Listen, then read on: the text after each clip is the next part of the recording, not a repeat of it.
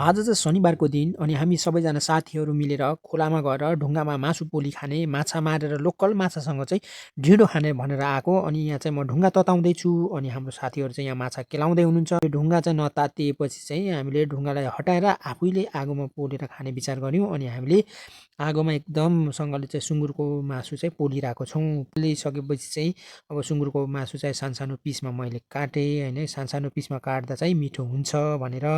अनि एकदम मजाले उतापट्टि माछा पनि पाकिसकेको थियो।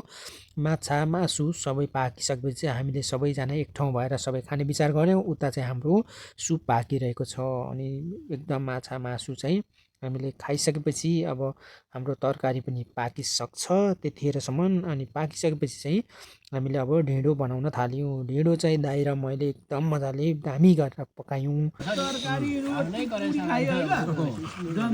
पैसा कति भनेको 300 अरे।